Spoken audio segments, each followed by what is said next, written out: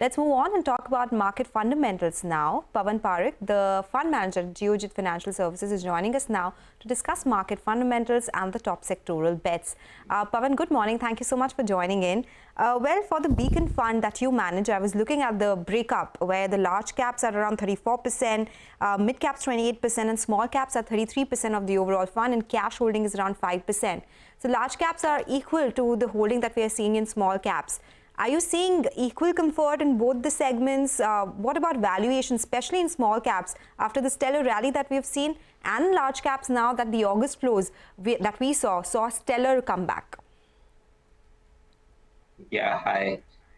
So basically, let me put things in perspective first. So this large cap, mid cap, small cap classification is as per ANFI definition. So if you own something like 70,000 crore market cap today, even then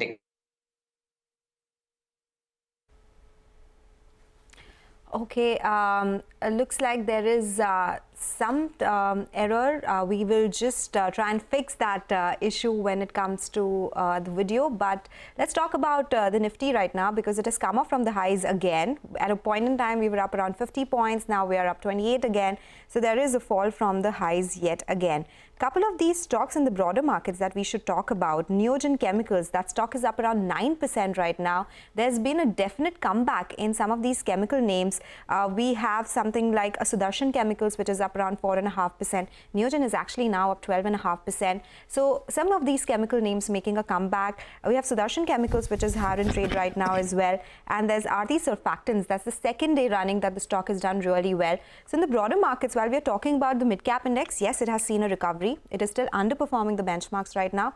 In the broader markets, there are a lot of stock-specific moves we are seeing, and big volumes as well. Big volumes indeed. And you spoke of Neogen Chemicals. As Avendus Spark has come out with a note with initiating coverage on the stock, a price target of 3,600 in the next 12 months. That is double from current levels. I guess we have Pawan back on the line. Pawan, you were speaking about your allocation towards small caps and the larger cap stocks. Please go ahead with that. Yeah, sorry for that. But yeah, so the point I was trying to mention is that all the large cap, mid cap, small cap allocation that is being seen in the fact sheet is all as per ANFI definition. So if you own something like 80,000 crore market cap company in your portfolio, technically it's a mid cap. But you know, something which is $10 billion in market cap, I would want to believe it's a very large company. So if you look into the portfolio from that perspective, you would find that maybe about 70% of the portfolio is into companies with more than $3 billion market cap. And if you actually look at the bottom side of the portfolio, say companies with less than 10,000 crore market cap, we just have 2 or 3 of them. So it's a portfolio of large cap and large mid cap companies. Indeed. Pawan, I wanted to speak to you within specific sectors. I wanted to talk to you about housing finance companies, because they are the ones in trend as of now over the last couple of trading sessions, especially after that listing of Bajaj Housing. You believe that Bajaj Housing, now being the largest player as a standalone housing finance company, would that continue to command that premium valuation that that earlier HDFC used to command at one point of time? And what about the other peer companies as well? What does that do to their prospects? I think housing finance is one space wherein, you've got companies at 1.5 time price to book also, and companies at 4 time price to book also. So in terms of valuation, this is not a homogeneous sector in that sense. Having said that, I must also tell you one thing, that we are in a kind of a bull market wherein popular sectors tend to get overrated. Housing finance is somewhat in that sense. And obviously, Bajaj Housing Finance commands the premium valuation of the Bajaj Group also. So considering all of that, I would want to believe that, within the housing finance sector, there are perhaps better names in the sector which provide decent comfort in terms of growth and valuations. And Bajaj Housing Finance kind of commands a lot of premium valuations, which doesn't give a lot of comfort to me at least. What are some of the sectors you're bullish on now? Something where you do see some value and you think there can be opportunities available? I think one sector very clearly over the last 2-3 months we've started getting overweight is in the consumer discretionary side and the entire consumer pack per se. I think this is one sector which is extremely beaten down. We all know consumer demand has been very, very, very muted for the last 1 or 2 years.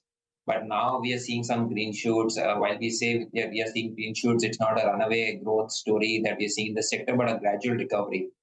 As and when that gradual recovery plays out, I would want to believe that a lot of these sectors, a lot of these stocks within this sector, which haven't done well over the last 2 years, will start making a comeback. And within this sector, I think one thing which is actually coming up very nicely is the premiumization story, right?